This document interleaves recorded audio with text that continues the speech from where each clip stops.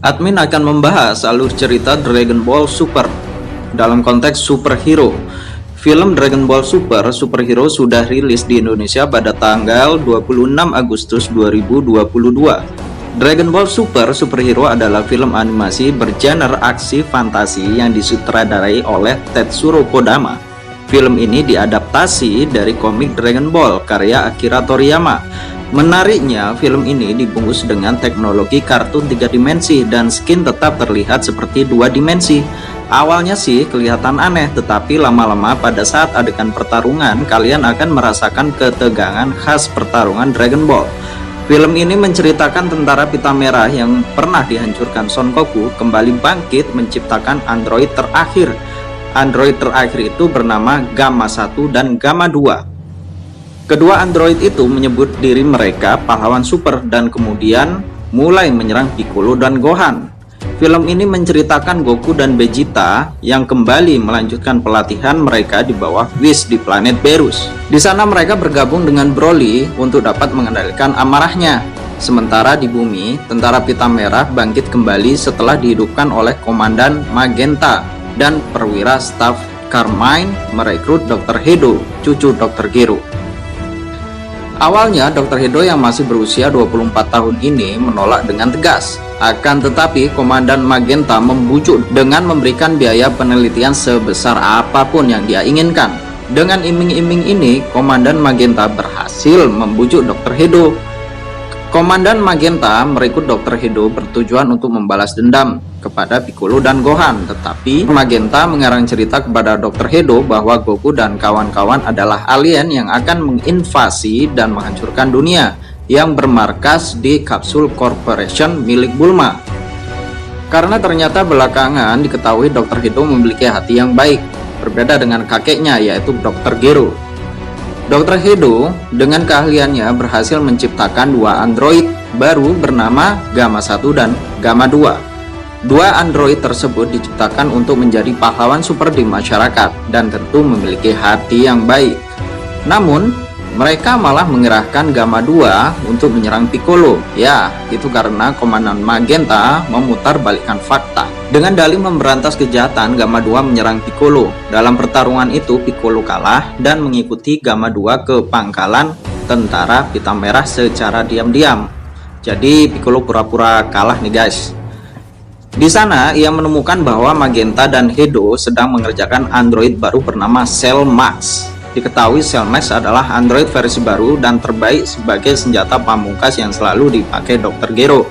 Cell Max ini sebetulnya replika atau upgrade dari Cell yang diciptakan Dr. Gero pada waktu dulu. Dr. Hedo yang baik hati sebetulnya tidak mau menciptakan Cell Max, tetapi dia terpaksa melakukannya karena Komandan Magenta membiayai proyek android baru ini. Kemudian di film ini banyak juga menyorot anak Gohan, yaitu anak perempuan bernama Pan, yang di film ini Pan berusia 3 tahun. Pan sangat akrab dengan Piccolo. Pan sangat menyukai bela diri seperti kakeknya Son Goku. Berbeda dengan Gohan yang suka menjadi ilmuwan dibanding bertarung. Jadi Pan di sini dilatih oleh Piccolo. Piccolo berperan ya seperti kakeknya sendirilah bagi Pan. Untuk anak usia 3 tahun, Pan bisa merobohkan orang dewasa biasa sekelas tentara terlatih pasukan Red Ribbon hanya dengan sekali pukul. Kejadian ini saat pasukan Red Ribbon ingin menculik Pan untuk memancing Gohan agar bertarung melawan Gamma 1 di markas Red Ribbon atau pita merah guys. Memancing Gohan dan mengalahkan Gohan di markas Red Ribbon bertujuan pertarungan mereka bisa dirahasiakan, sehingga markas Red Ribbon tetap tersembunyi sampai Cell Max benar-benar rampung dibuat.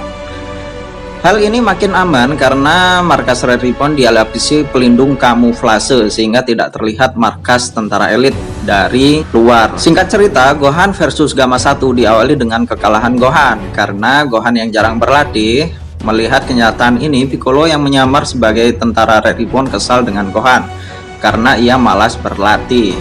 Kemudian ia bersandiwara bersama Pan agar Pan pura-pura kesakitan di tangan Piccolo. Ini membuat Gohan marah besar dan mengeluarkan kekuatan Ultimate Gohan. Merasa berhasil memancing amarah Gohan, Pan dan Piccolo pun senang. Pada awalnya Gamma 1 masih bisa mengatasi kekuatan Gohan, tapi lama-lama Gohan berhasil mendominasi pertarungan dan mendorong Gamma 2 untuk membantu Gamma 1 melawan Gohan. Akan tetapi Piccolo mencegat Gamma 2 dan penyabaran Piccolo di sini terpaksa terbongkar. Di film ini banyak sekali kejutan yang diberikan oleh Akira Toriyama dan tim, di mana Piccolo memohon pada Dende untuk meningkatkan kekuatan Piccolo secara instan, tetapi Dende tidak bisa dan merekomendasikan Piccolo menggunakan jasa Dragon Ball.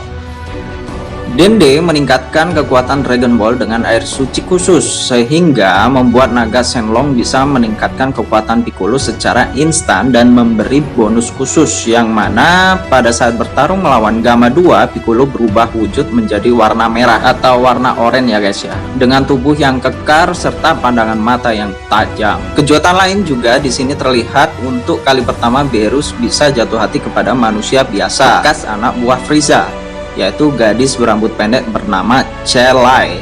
Whis pun berkomentar bahwa selera Beerus sangat sederhana. Beerus meminta agar Celai dan rekannya tetap berada di sisinya. Kembali lagi pada pertarungan Gohan dan Piccolo. Mengetahui Gamma 1 dan Gamma 2 bisa dikalahkan oleh Gohan dan Piccolo, Komandan Magenta segera mengaktifkan paksa Cell Max yang belum saatnya diaktifkan. Ya, benar saja, ketika Komandan Magenta mengaktifkan paksa Cell Max mengamuk dengan wujud sel yang kedua, tetapi memiliki ukuran tubuh yang raksasa. Dibutuhkan banyak petarung Z-Fighter untuk mengalahkannya. Di antaranya Goten, Gohan, Android 18, Krillin, Gohan, dan Piccolo. Dan dibantu oleh Gamma 1 dan Gamma 2 yang sudah sadar bahwasannya pihak Z-Fighter itu adalah pihak yang baik, sedangkan tentara Red Ribbon adalah pihak yang jahat.